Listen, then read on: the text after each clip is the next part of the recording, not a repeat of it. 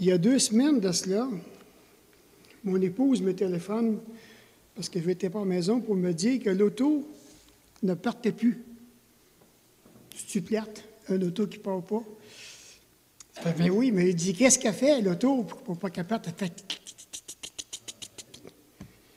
Ça fait que là, mais j'ai fait venir le CA. Il dit, je ne sais pas, c'est peut-être le starter, c'était bien le Bendix. Loin de me douter que c'était la batterie, mais c'était effectivement la batterie. Alors, j'ai dit, allez au garage. Il est rendu au garage. Il y avait des gars qui me connaissaient puis qui demandaient des renseignements sur ma santé. Puis, Michel, comment ça va dans ta santé? Puis, il y en avait un, en principe, qui, lui, ne me connaissait pas. Alors, ça m'a permis de témoigner du Seigneur à travers tout ça, mais de voir que j'étais en rémission totale suite à un cancer. Mais il lui dit, c'est spécial. Hein? J'ai dit le matin, il lui dit, tu peux te lever, tu viens travailler ici, tu es toute de bonne humeur, puis le soir, tu peux coucher dans ta tombe. Il dit, wow, il dit, je ne m'étais jamais arrêté à ça.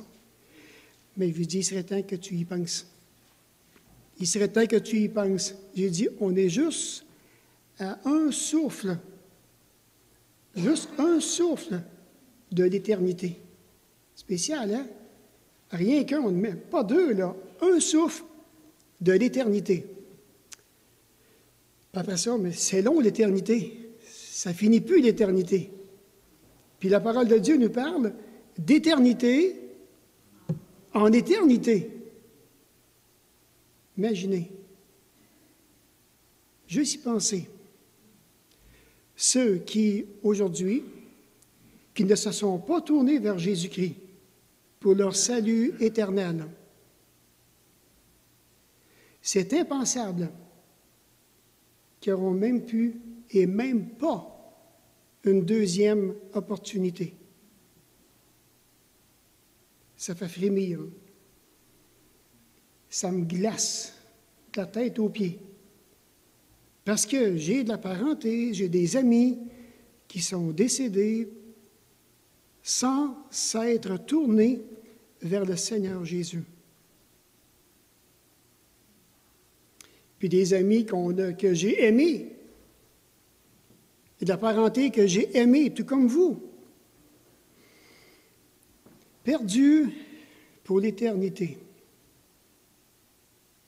C'est impensable, dans des souffrances éternelles. Nous, aujourd'hui, c'est différent. On connaît Jésus-Christ. On a entendu parler de lui. Même après l'avoir maudit, après s'être détourné de lui, après lui avoir craché au visage, après l'avoir insulté, après l'avoir méprisé.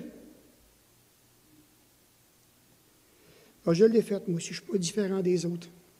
Puis ça m'attriste quand je parle de ça parce qu'il mérite tellement d'être aimé. Il mérite tellement qu'à ce qu'on puisse le respecter. Qu'on puisse lui démontrer notre amour. Père, je voudrais t'aimer, je voudrais te bénir, je voudrais le cantique tantôt qu'on a chanté, hein? Je voudrais, mais quand tu vas le faire? Hein? Il faudrait se poser la question. Et tantôt, j'ai examiné le cantique, je voudrais faire ça, je voudrais t'obéir, je voudrais te servir. Mais oui, mais...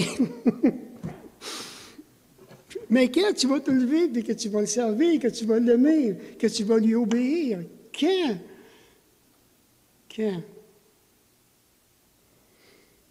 Et je me suis dit, pourquoi que l'auteur n'a pas fait, voilà maintenant ce que je fais, pas ce que je voudrais, je fais maintenant. On est appelé à le faire. 2012 a été une année qui a été quand même du côté pastoral, en Paul. On n'a pas manqué de travail. Puis on n'en manque pas non plus, croyez-moi. Ça a été vraiment débordant. Mais c'est correct, c'est ça que j'ai dit à mon épouse. J'ai dit, il n'y a pas de chômage dans le ministère. Des situations qui nous ont réjouis, d'autres qui nous ont beaucoup attristés. Des situations encourageantes, d'autres qui... des fardeaux qui sont vraiment lourds. devant le Seigneur, tout ça, devant une Église qu'on aime beaucoup. Et suite à tout ça, mais ce matin, ça va être très, très différent de tout ce qu'on a fait ce matin. Parce que ce matin, à votre surprise, j'ai aucun message de préparer. Ça vous choque-tu? Ça ne vous dérange pas? Ça ne vous dérange pas? Parce que j'ai préparé d'autres choses. Vous êtes soulagés, hein? Mais moi aussi, je suis vraiment soulagé. Mais ça va te donner une opportunité tantôt de parler. On va t'écouter. Alors, non, mais c'est que je me suis arrêté et je me suis dit, maintenant, c'est certain que nous, en tant qu'enfants de Dieu, en tant que personnes régénérées, qui ont accepté Jésus-Christ, qu'on s'est tourné vers lui, qu'on a vraiment la conviction personnelle de notre salut, qu'on a reçu le Seigneur Jésus comme maître et qu'on s'est tourné vers lui d'une façon définitive, qui nous égaie, qui attend de nous notre louange, notre reconnaissance. J'espère que vous le faites, hein, tous les jours, de prendre un temps pour le louer, l'adorer, le remercier. Mais c'est comme je vous disais la semaine passée, hein, être encore emballé. J'espère que vous êtes encore emballé de Jésus-Christ. Et je me suis posé la question, puis je me suis dit, si on aurait à faire un petit test, bien vite, de qui suis-je en tant que chrétien? Qui suis-je aux yeux de Dieu? Qu'est-ce que la parole de Dieu dit à propos de moi, personnellement? Hein? On serait peut-être bien embêté pour répondre, hein? Peut-être bien qu'on dirait peut-être j'ai peut-être bien, je sais que je suis ça. Je sais que je suis telle affaire. Je suis encore ça. Mais peut-être qu'après 4-5, bien, je ne sais plus vraiment qui je suis, en bout de ligne. Alors, comme vous avez vu tantôt, vous m'avez arrivé avec un petit paquet. Alors, j'ai pris le temps de prendre des informations cette semaine. Et puis, je ne sais pas comment j'en ai peut-être 25-30 de qui je suis, de mon identité. Bien entendu que pour réaliser cette identité, je me dois d'être assuré que j'appartiens à Jésus-Christ. Parce que si je n'appartiens pas à Jésus-Christ, je ne peux pas dire qu'est-ce qui est écrit là. Du tout. Vous aimeriez en avoir une copie. Hein? Vous pensez que j'en ai une copie pour chacun, hein? Eh oui. J'ai une copie pour chacun que j'aimerais vous remettre. Et puis, spontanément, tiens, je m'en vais prendre un ou l'autre. Ben regarde, je m'en vais m'en garder un avec la revue En Contact. Alors, j'aimerais que vous puissiez regarder la feuille que je vous ai donnée, que j'ai préparée, déclaration de ce que je suis en Jésus-Christ. Et j'aimerais d'une façon spontanée, OK? D'une façon spontanée, ce que vous regardez, ce que vous prenez connaissance, comment ça vous touche et qu'est-ce que vous aimeriez partager ce matin avec toute l'Assemblée. En lisant ces points qui sont là, quelque chose qui vous frappe, j'aimerais ça vous entendre parler et comment ce qui est écrit vous touche beaucoup. Vous pouvez même lire le verset, le partager avec toute l'Assemblée, et puis, qu'est-ce qu'ensemble, qu'on puisse réaliser, qui je suis, qu'est-ce que la parole de Dieu dit. Est-ce qu'il en manque, Gilles Bayern? Est-ce qu'il en manque? Parce que j'en ai fait faire, j'en ai photocopié une quarantaine, ça fait que je me suis dit peut-être qu'on en a assez pour tout le monde. Alors, prenez le temps de regarder, premièrement.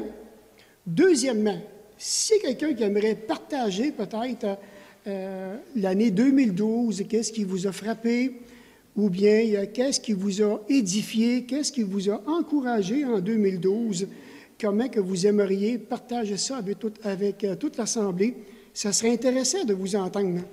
T'en as-tu un? OK, t'en as un. Ou bien maintenant, s'il y en a, merci beaucoup, qui ont pris peut-être des décisions, une résolution, ou bien que vous avez pris une prise de conscience concernant maintenant 2013. Qu'est-ce que vous aimeriez faire pour 2013? On sait qu'il y en a qui vont partir en voyage pour 2013. Nous, on va rester ici embourbés dans la neige pendant le temps que les autres vont être les deux pieds dans l'eau. Mais c'est correct. C'est correct. On se réjouit de ça aussi, là. Je pense à M. Perron avec son épouse qui vont partir très bientôt. Bien, à part ça, si on ne se voit pas, bonnes vacances, hein?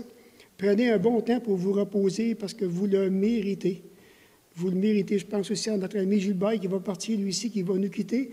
Alors, partez pas sans nous dire bye-bye, hein? Pas sans dire bye-bye.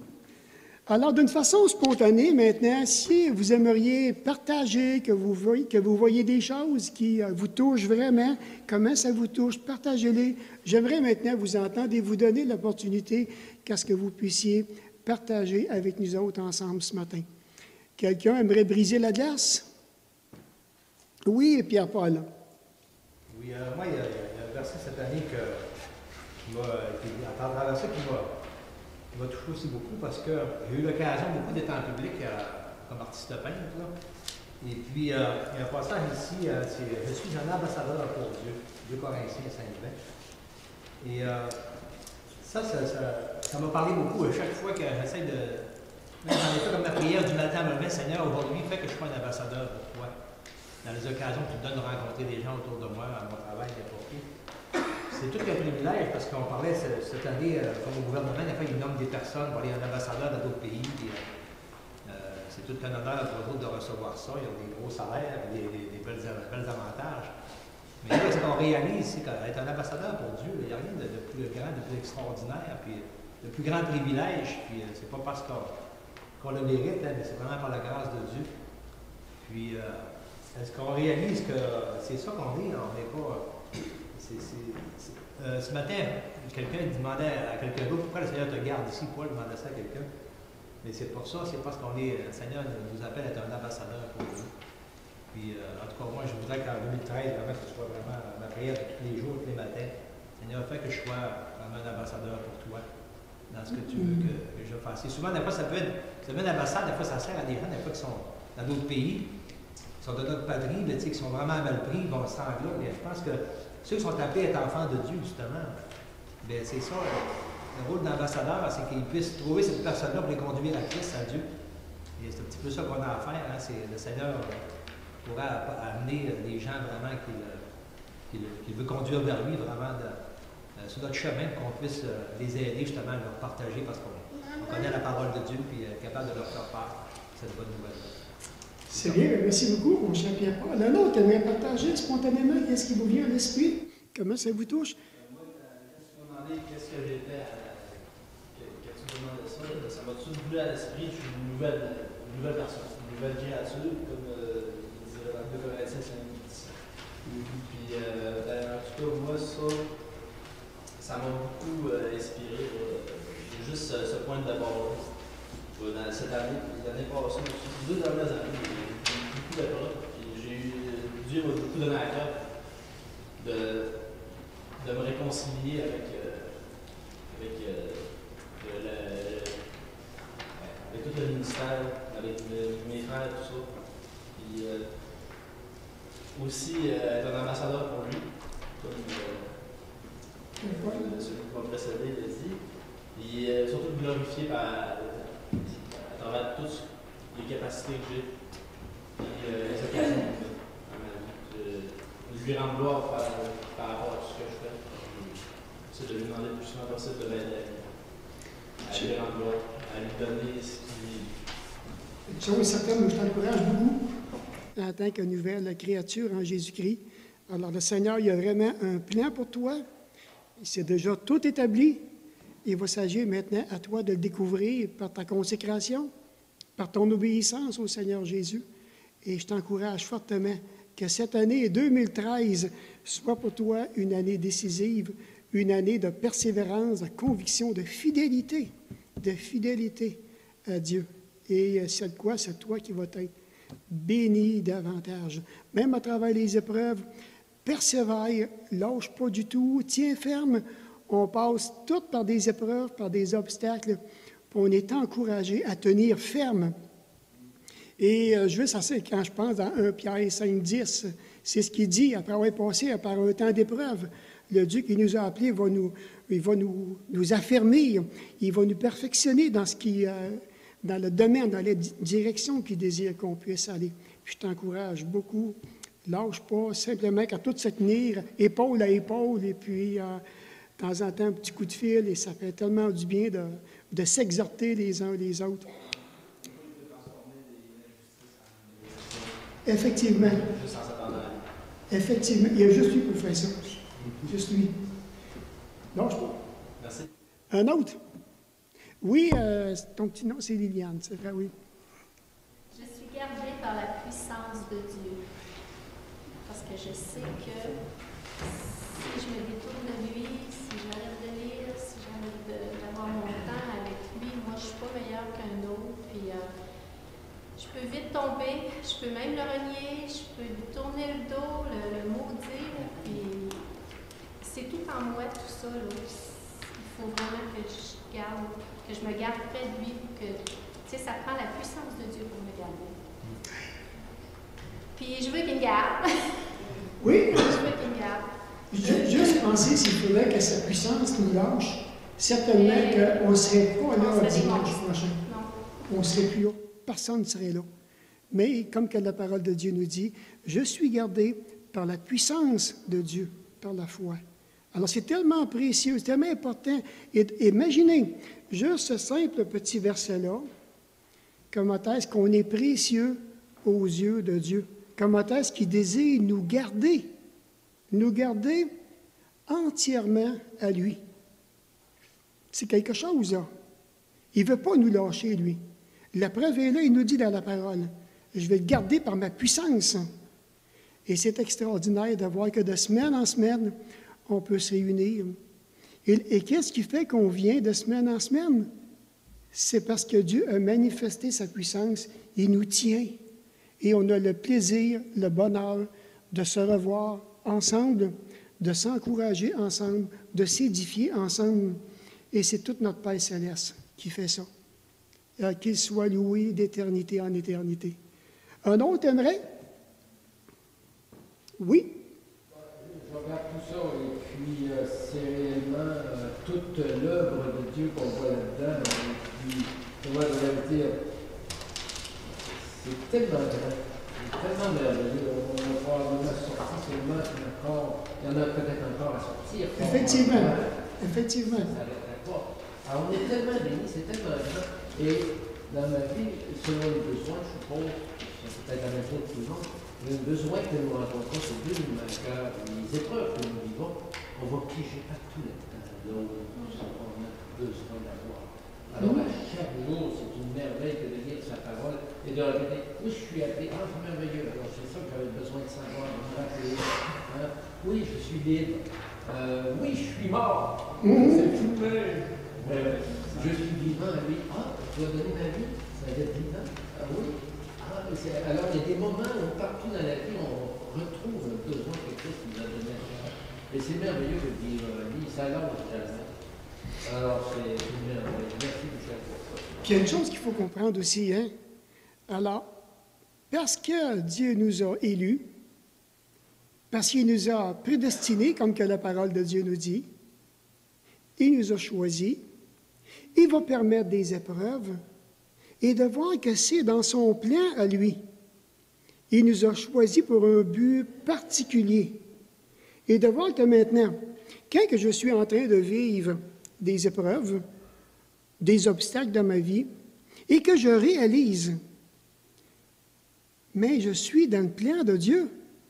Je suis carrément dans son plan. Ce qu'il a prévu pour moi, ça a un objectif très, très déterminé de la part de Dieu. Et je ne devrais pas me décourager à travailler tout ça. Du tout, du tout, du tout. Parce que je suis son enfant, il me tient par sa puissance, il me dirige. Maintenant, cela devrait m'encourager à accepter humblement les différents événements qu'il va produire dans ma vie, sachant qu'elles viennent de lui, qu'il l'a permis selon son omniscience, sa préscience. Alors, il l'a permis. Maintenant, je me dois d'être patient, de regarder à lui constamment, de toujours rester emballé, qu'importe les circonstances, et d'être capable d'avancer, de garder les yeux du cœur sur le Seigneur Jésus. Seigneur, maintenant, je vais continuer à avancer. Voilà, c'est ce que je suis en toi. Puis tu me tiens, puis tu me diriges à travers tout ça. Puis dans 1 Corinthiens 10, 13, il dit qu'il n'enverra aucune épreuve au-delà de nos capacités. On va être capable de tout supporter. Bien là, tu l'as permis, OK, c'est bien correct. J'accepte ce plan-là dans ma vie. Je l'accepte. C'est pas que je vais me battre avec Dieu, c'est pas parce que, ah ben regarde, les autres, ils souffrent bien moins. On ne sait pas ce qu'on souffre chacun de nous. C'est personnel. Dans nos cœurs, ce matin, là, ici, là, si tous nos cœurs seraient révélés, qu'ils seraient mis à nu devant tout le monde, là, peut-être qu'on tomberait à genoux, là, on se mettrait à intercéder immédiatement pour différentes personnes dans notre Église. Parce qu'on ne voit pas ce qui se passe dans le cœur, dans notre intelligence. Personne ne le voit. Dieu seul le voit. Alors, il nous a appelés. C'est lui qui nous a appelés. Rappelons-nous ce que Jésus lui-même a dit à ses disciples. C'est pas vous qui m'avez choisi. C'est moi qui vous ai choisi, afin que vous alliez et que vous portiez du fruit, dans Jean 15, que votre fruit demeure, afin que tout ce que vous demanderez au Père, il vous le donne en mon nom. C'est moi qui vous ai choisi. Je ne sais pas qu'est-ce que ça vous fait, juste cette pensée-là, de voir que c'est Dieu qui m'a choisi. C'est pour moi, parce que naturellement, je n'aurais jamais choisi Dieu. Jamais, jamais, jamais. Du tout. Je ne l'aurais pas choisi. Mais c'est lui qui m'a choisi, puis gloire à Dieu. Oui. Le 5e, 1, 2, 3, 4. Le 4e, comment tu vas en montant? Je suis guéri des meurtrissures de Jésus. 1 Pierre 2, le verset 24. Cette semaine, je passé à travers un livre que j'ai lu, assez intéressant, qui était vendu ici. Et puis, il y avait une illustration que j'ai beaucoup aimée. Je me suis tordu là, de rire. Ça ne prend pas grand-chose, mais quand même. Je vous le... C'est bon. C'est vraiment bon. Je vais vous dire. C'est une dame de 90 ans qui était... Un fait qui est arrivé. 90 ans, l'hôpital, depuis 1 an et demi, dans les douleurs épouvantables. Atroces. Et puis, les chrétiens allaient visiter, tout cela. Et puis, il y a un pasteur qui a envoyé son jeune pasteur, tout le temps en train de se mettre en forme. Il dit, va donc visiter notre chrétienne de l'église. Et puis, il va la visiter. Et puis, elle lui dit, écoute, j'ai une question, je suis dans les douleurs, ça fait presque 2 ans d'hôpital. Pourquoi? Et elle lui dit, écoute, j'ai accepté le Seigneur, j'étais jeune, j'ai fait l'école du dimanche, quand j'étais jeune, je voulais faire au Dieu, j'ai évangélisé, j'ai servi, gnac, mon ami Pétal, toute sa vie est glorieuse, engagée et tout ça. Pourquoi je souffre et je suis malade ici? Elle dit, est-ce que vous savez pas m'expliquer? J'ai demandé à plusieurs personnes, une personne ou autre, peu importe, elle dit, ils n'ont pas été capables de me le dire. Oui, et je suis capable de vous le dire. Je suis capable, ça fait 1 an et demi que j'agonie, puis je veux avoir une réponse d'en haut de quelqu'un qui me dit de savoir. Elle dit, est-ce que vous pouvez me le dire? Il dit, oui. Est-ce que vous allez me le dire? Il dit, oui, je vais vous le dire. Il se penche à l'oreille et il lui dit, c'est quoi qu'il lui a dit? L'âge, madame, l'âge. Avec 90 ans. Alors, quand on vieillit, on devient magané. On va.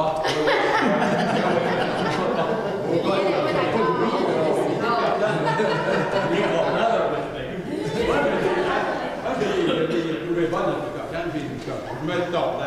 L'âge, madame, c'est la seule réponse. Ça s'attendait à quelque chose de bizarre.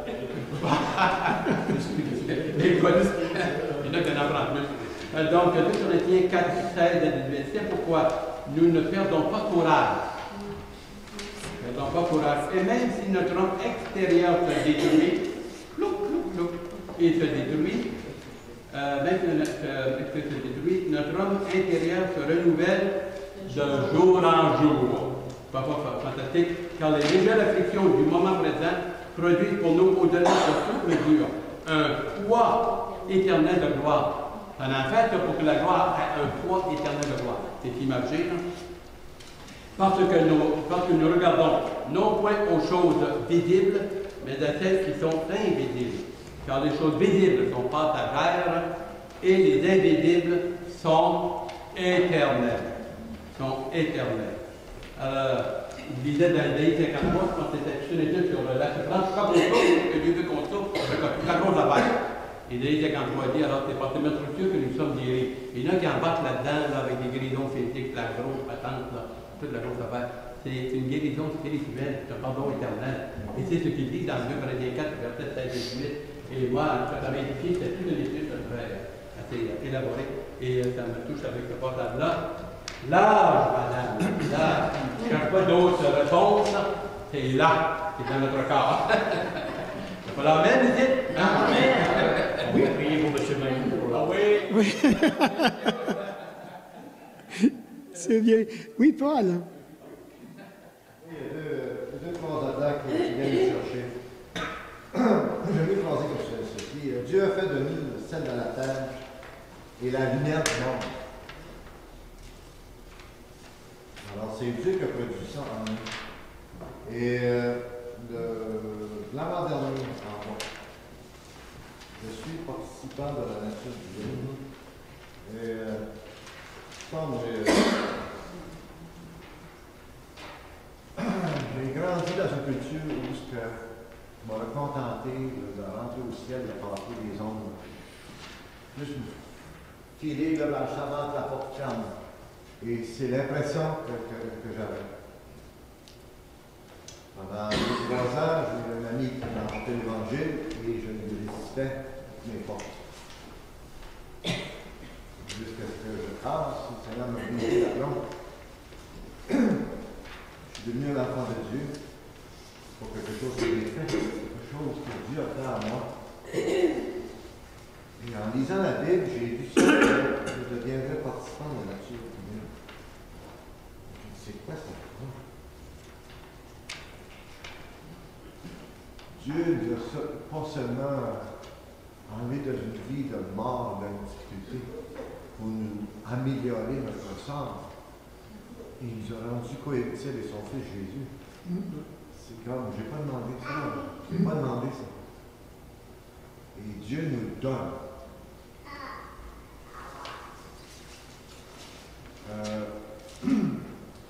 Quand je pense à ça, je réfléchis dans mon coin. C'est assez difficile après ça, avec de simplicité dans le monde, n'est-ce pas? Tu reçois un cadeau de cet envergure-là.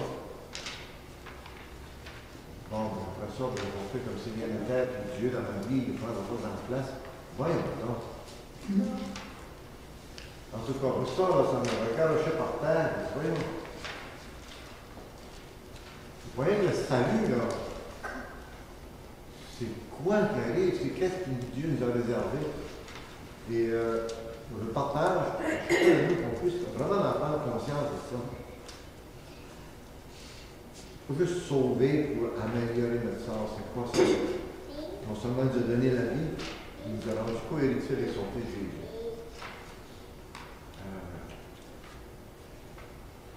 Ça me garoche encore par terre. Je te demandais, là, quelqu'un qui vient te chercher, les deux là, ils viennent me chercher. Alors, être si méchant envers Dieu auparavant, avant de le connaître, et j'attaquais les gens qui étaient religieux, je les attaquais. J'étais fâché après Dieu, j'en voulais. Et malgré tout ça, il est venu me chercher. Alors, je remercie le Seigneur, puis on s'arrête maintenant pour réfléchir à ça. Moi, ça fait une différence dans ma vie. Ça fait toute une différence, oui, dans notre vie, quand on réalise les « je suis » dans la parole, ce que Dieu a fait de moi, il me semble, peut-être que je me trompe, là, mais il me semble que le reste de ma vie encore, je veux vraiment lui être fidèle. Ça fait 35 ans que j'ai accepté Jésus-Christ, puis je me rappelle au tout début, mon père me disait, « Ah, Michel, il dit, je te donne 5 ans. » J'ai dit, 5 ans, pourquoi 5 ans? Il dit, tu lâcheras bien. Non, père, j'ai dit, tu ne comprends pas pantoute. J'ai compris à la fin de sa vie. Alors, je comprends maintenant, mais c'est ça. Alors, oui, alors le Seigneur Jésus, le Père, il s'est engagé envers nous. Le Père, il nous a appelés. Le Père, il s'attend à quelque chose de nous. Il s'attend à une réceptivité de notre part. Il attend une réponse. Il attend une consécration. Il attend une sanctification dans nos vies personnelles.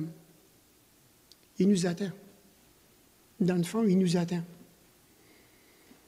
Il espère tout quelque chose de chacun de nous. Et c'est à nous de répondre à cette demande, à ce que je suis. Si je réalise, moi, quand j'ai tout fait ça cette semaine, là, je vous le dis, là, moi, ce qui m'a touché le plus, je suis appelé. Je suis un élu. Je vous le dis, ça m'a tellement fait du bien. Quand j'ai tout réfléchi à tout ça, je dis, mon ami, je suis le choix personnel de Dieu. Pourquoi moi? Puis peut-être celui qui est dans la même famille que moi, c'est non. Je ne peux pas répondre à ça. Je suis viré à l'envers à la pensée que c'est moi qui ai choisi. Je vous le dis, quand on est à la maison, moi puis Doris, et puis que c'est le temps des repas, je ne cesse de rendre grâce à Dieu pour ça. Seigneur, merci, tu nous as appelés. On a répondu, je t'appartiens. Je sais mon identité, je ne suis pas perdu, je le sais, j'ai la vie éternelle. Je suis convaincu de toutes ces belles choses-là que tu m'as données, que tu m'as démontrées dans ma vie. C'est impensable ce que ça fait dans le cœur, comme que Paul dit. C'est vraiment impensable, comme vous avez dit à l'heure actuelle. Ça touche, ça touche. Puis j'ai le désir de continuer, puis de répondre à cet appel-là, puis d'entrer dans le plan que Dieu a préparé pour moi. Et de ne pas regarder en arrière. Ce n'est pas en arrière qu'il faut regarder maintenant. 2013 il est devant nous, là. Il faut s'en aller en avant. Et puis, voir maintenant, entrer dans le plan de Dieu. C'est tellement agréable.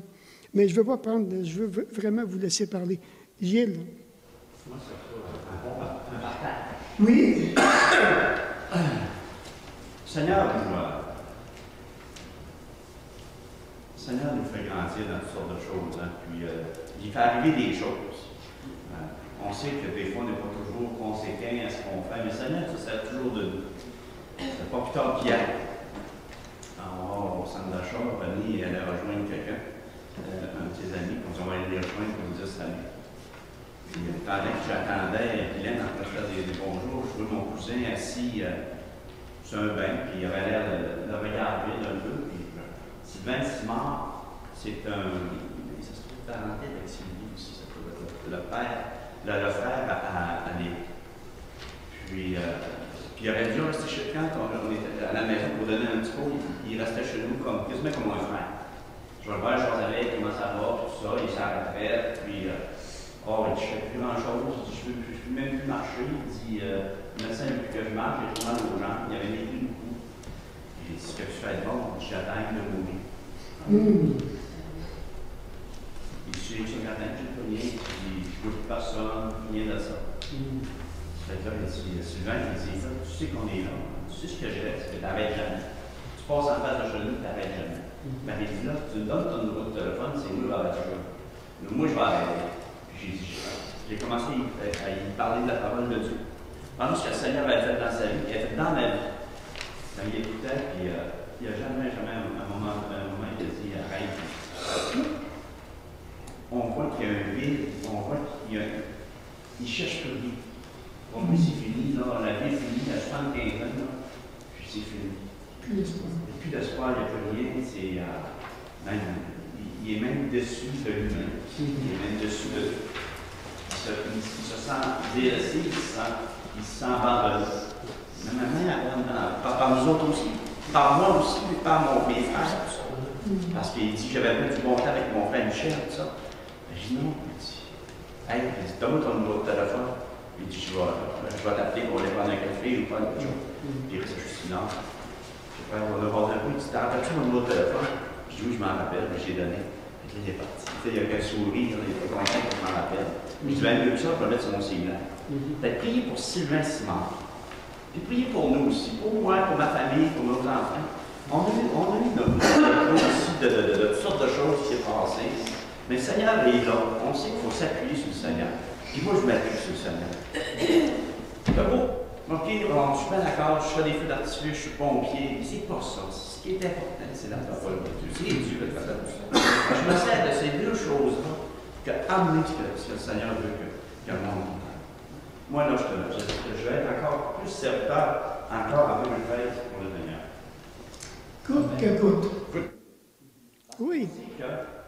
On va être éternel ensemble. On va vivre cette planète, on est tout ensemble. Aujourd'hui, on est éternel. On va faire une relation éternelle ensemble. Mais c'est plaisant. On a Emmanuel. On a Nancy qui est là. Les autres, en 2012, ont accepté Jésus. C'est bien, gloire à Dieu. Ça me réjouit le cœur.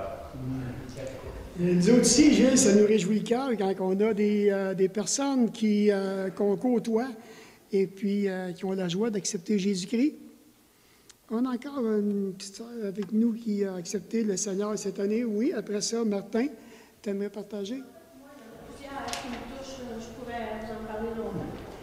Mais comme tu as dit, Michel, moi, je suis appelée, je me suis beaucoup sentie appelée. En fait, je sentais vraiment que le Seigneur connaît. Et puis, je lui ai demandé où. Puis, je ne peux pas nier que tout ce qui est arrivé en 2012 m'a amené ici. Et puis, c'est grand. Qu'est-ce qui est arrivé dans ma vie? Et je suis une nouvelle créature. Et je suis délivrée de la puissance des ténèbres parce que j'étais vraiment à genoux et j'étais vraiment dans le noir. Vraiment, la lumière s'est faite dans ma vie. Et puis, gloire à Dieu. C'est bon. Merci beaucoup, mon cher. Martin. Moi, je pourrais parler des grandes bénédictions, entre autres, que j'ai eues en 2012. Une grande bénédiction de Saint-Louis. Mais j'aimerais revenir sur ce que Gilles nous a parlé tout à l'heure, parce qu'à un moment donné, les premières fois que j'ai entendu parler de l'Évangile, ça m'agressait les oreilles. Ça m'agressait vraiment. Puis j'étais comme curieux, je voulais savoir. Puis, tantôt quand tu disais là, que c'est le Seigneur lui-même, si tu enlèves le Seigneur, on n'est pas porté vers lui. C'est lui vraiment qui vient vers nous. Puis les premières fois, là, je l'ai vraiment rejeté. Puis, à un moment donné, j'étais dans le doute, je ne savais plus. Puis j'avais peur. C'est-tu un arnaque? C'est-tu une histoire? C'est-tu une secte? Là, on vient qu'on ne sait plus. La Bible, tout le monde me dit ça n'a pas de bon sens. Puis finalement, j'ai commencé à lire, j'ai prié, puis dans le secret. Ça, je me rappelle, c'était Gilles, Christiane, puis il y avait Julien, puis Bernadette aussi, puis ils parlaient de ça. Puis là, chez nous, dans le secret, j'ai commencé à prier, j'ai commencé à lire. Puis quand j'ai lu les passages tantôt, là, j'ai vraiment tombé sur qu'est-ce qui m'a touché, c'est « Je suis héritier de Dieu et co-héritier avec Christ. » Co-héritier de Christ. Héritier de Dieu, là, on s'entend-tu que ce qui appartient à Dieu va nous appartenir, parce qu'on va hériter ce qui appartient. Puis quand je regarde, quand je considère, quand je lève les yeux, quand je regarde le ciel, j'ai été semé dans un endroit hostile à la vie, qui est la terre. Quand on regarde ça dans l'univers, ça se promène autour du soleil, le feu. C'est un endroit qui est inerte. C'est pas propice à la vie. Puis quand on considère la grandeur, qu'est-ce que Dieu a fait pour que la vie subsiste sur la terre? Puis quand on considère qu'un seul péché fait qu'on ne va pas au ciel, encore une fois, on m'a placé dans un endroit hostile pour atteindre le ciel. Puis le Seigneur, dans sa grâce, a permis, il m'a donné cet accès-là pour aller au ciel. J'ai juste à saisir cette occasion-là. Parce que j'ai cru, parce que je me suis repenti de mes péchés, je suis devenu héritier de Dieu, puis co-héritier avec Christ. C'est là que je suis là. C'est vraiment ma position. ça vient me chercher le cœur parce que je ne mérite rien de tout ça. Je n'ai même pas rapport là-dedans. Mais c'est Dieu lui-même, par l'amour, qui s'est incliné. Il nous donne le meilleur sans qu'on nous demande. Ouais. C'est bon, hein? Quand Dieu nous appelle à la repentance, la repentance, reconnaître vraiment qu'on a besoin de se tourner vers Dieu. On a besoin d'être pardonné, dans le fond. Puis il y a des choses qu'on a fait dans le secret, qu'il n'y a pas personne qui sait. Uniquement le Père le sait, puis il veut nous pardonner tout ça. Son désir, il dit, tourne ton regard vers Jésus, vers mon Fils. Regarde, il dit, tout est là, tout est à la croix. Il dit, dans Romains 5,8, Christ est mort pour nos péchés. Puis à ce moment-là, mais si vraiment j'y crois dans un acte de foi, je demande pardon à Dieu qu'il puisse me laver, qu'il puisse me pardonner. Et si je crois vraiment que son Fils est venu pour me sauver, il faut lui demander. Si je ne lui demande pas de me sauver, il ne fera pas. Il attend une réponse de moi. Je me dois de lui donner une réponse. C'est spécial quand on parle de la souveraineté de Dieu puis de la responsabilité de l'homme. Je vous le dis, ça fait frémir. Ça fait frémir. La souveraineté de Dieu puis la responsabilité de l'homme et de voir que Dieu nous tient totalement et entièrement responsables du choix que nous allons faire, soit de me tourner vers lui, de le recevoir dans ma vie, ou bien de lui tourner le dos. J'en suis et il me tient entièrement responsable. Jean-Marc. Moi, je dirais que le premier passage qui m'a été, c'est tous les passages qui sont écrits qui nous touchent. Mais moi, c'est en particulier celui le 5e et le 6e qui fait suite à ça, tous les autres passages qui suivent pratiquement. Je suis libre. Je rajouterais à l'autre passage, j'ai reçu la paix de Dieu qui surpasse, la vie de Dieu qui surpasse toute intelligence et qui va garder mon cœur et mes pensées en Jésus-Christ. Ça a tellement été extraordinaire, ça, le jour de ma conversion, j'ai presque 30 ans de ça. Puis c'était pas moi dans un contexte évangélique, rien. C'est vraiment. Il y a un des passages qui nous dit dans l'évangile de Jean, lorsque le Seigneur Jésus dit aimez-vous les uns les autres, pas n'importe comment. Il rajoute le comme je vous ai aimé. Et à ceci, tous connaîtront que vous êtes mes disciples. Moi, c'est comme ça, j'ai été touché par un gars, quand j'étais à Québec, c'est son témoignage de vie. Son témoignage de vie qui m'a marqué. C'est moi qui ai demandé après, lui, il vivait les épreuves, et on a voulu l'éclairer du ce qu'il travaillait. Puis je voyais ce gars-là prier pour les gens qui faisaient ça envers lui. Ça m'a complètement jeté à terre. Je me dis, il y a quelque chose, cet homme-là, que les autres n'ont pas. Ça a commencé à m'intriguer. Ça m'a amené, moi, à commencer à y poser. Je voyais qu'il lisait sa Bible. Mais, tu sais, à l'époque, je pensais que c'était probablement un témoin de Jéhovah, quelqu'un qui lisait sa Bible, souvent, on faisait des farces avec ça. J'ai commencé à lui poser des questions, puis il faisait simplement me répondre bien simplement. Il m'a accepté tel que j'étais, moi, à l'époque, dans la boisson, dans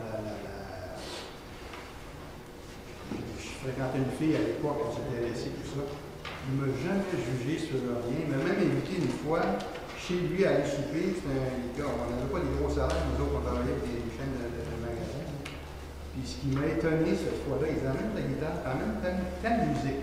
Moi, j'écoutais, en même temps, c'était des groupes rock de l'époque, des années 80. Ils amènent la musique, puis même lui, chrétien, a commencé à regarder mon chose, puis il a joué quelques cantiques de ce que. Mais ce qui m'a frappé beaucoup, c'est quand il a ouvert le frigidaire, on était assis pour souper ensemble. Lui, il était marié, il avait un garçon de 8 ans, je pense, à l'époque. Il gagnait pas mal moins cher que moi. Moi, j'étais pas mal plus vieux, on était assistant gérant de magasin. Et quand il a ouvert le frigidaire, j'ai vu ce qu'il y avait dedans. J'étais gêné. J'étais gêné de me faire offrir à dîner, à souper par une personne qui. Je sais, il était toujours habillé, là.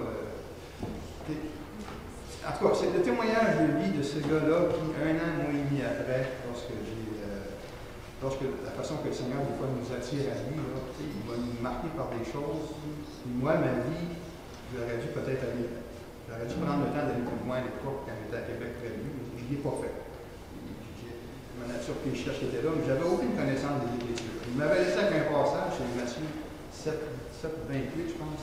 En tout cas, je ne me souviens pas du passage exactement, mais qui dit celui qui est fatigué et chargé, il vous donnerait du repos. Lui, il me voyait dans cet état-là.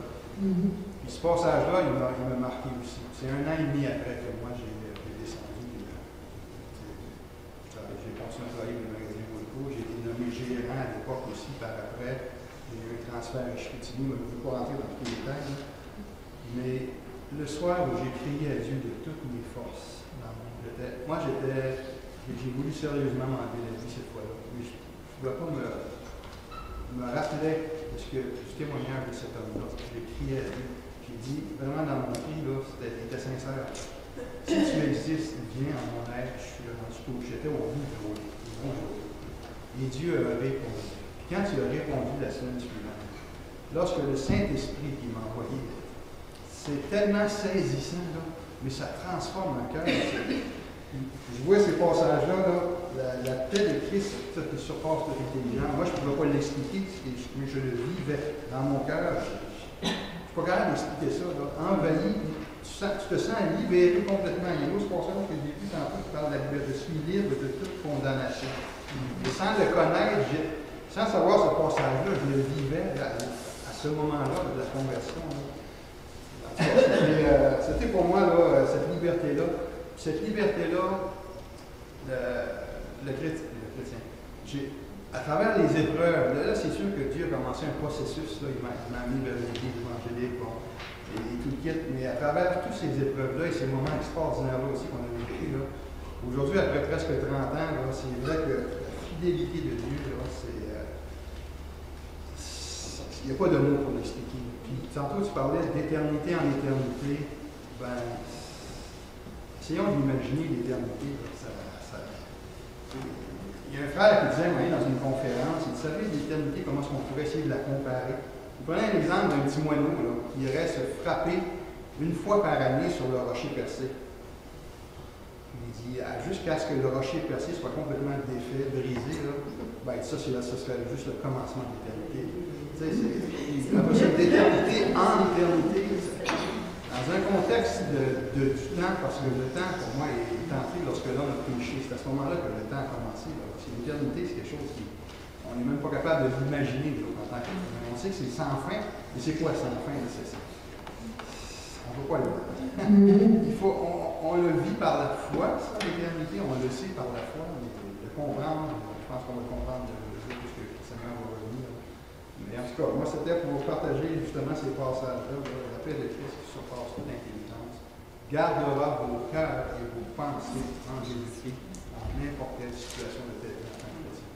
Dans le bon, dans le mauvais temps, Christ est là. Et un encouragement que je donne aussi à tous ceux qui ont connu ça, cette conversion-là. C'est ça qu'elle va partager. Merci beaucoup, Jean-Marc, vraiment encourageant.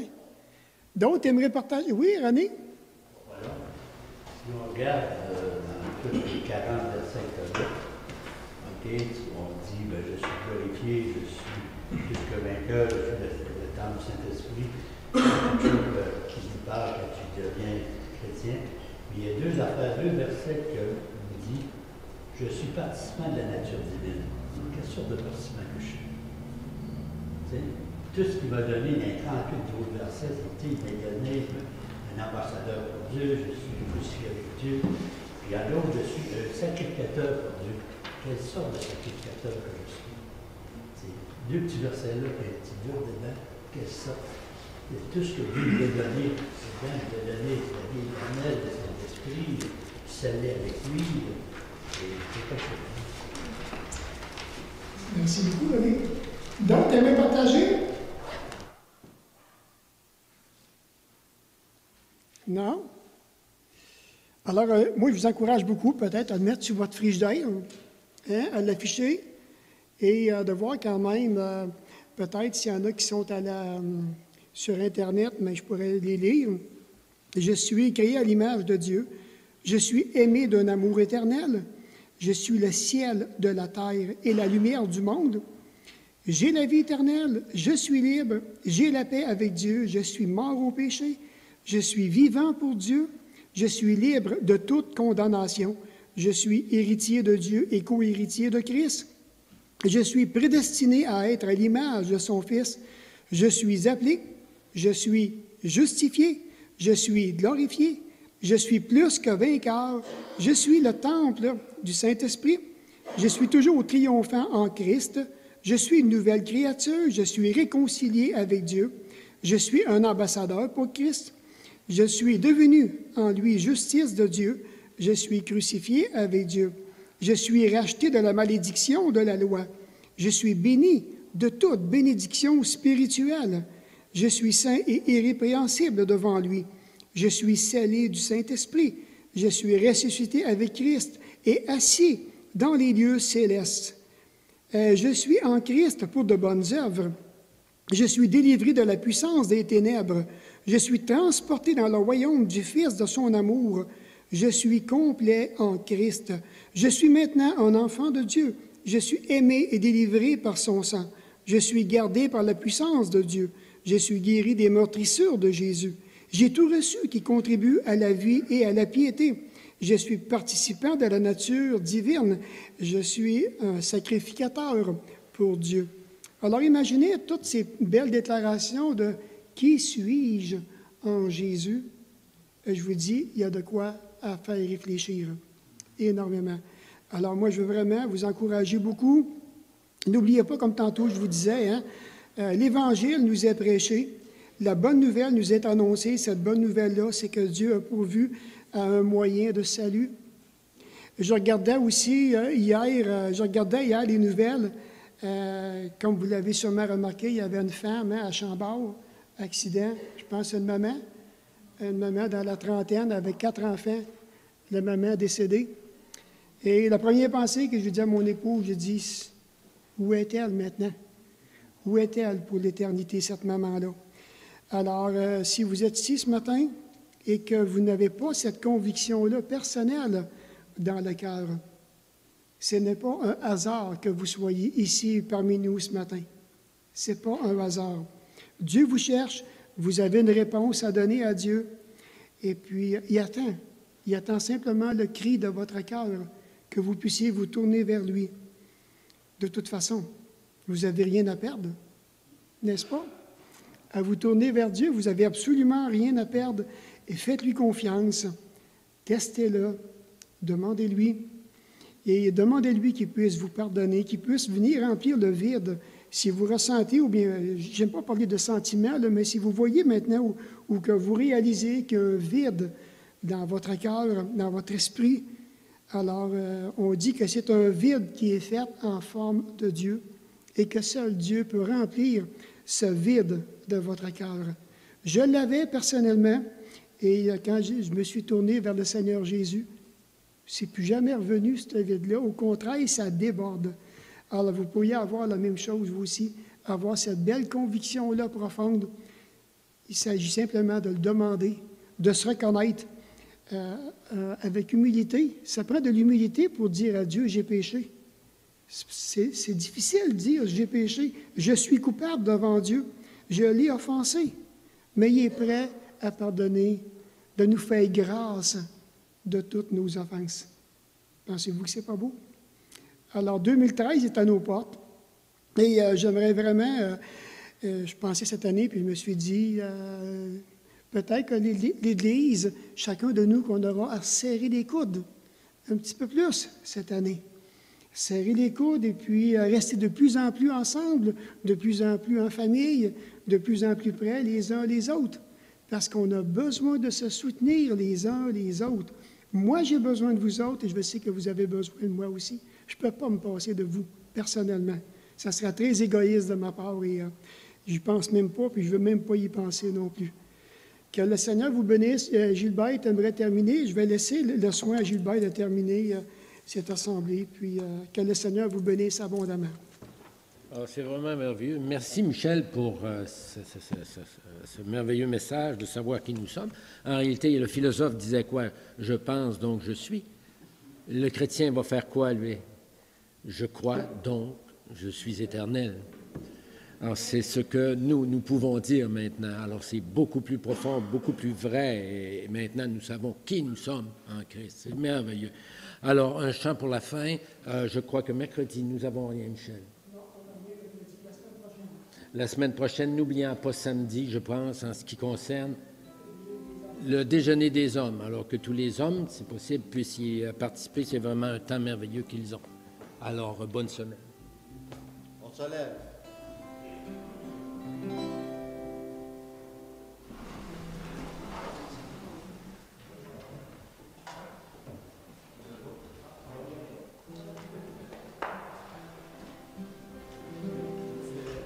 Béni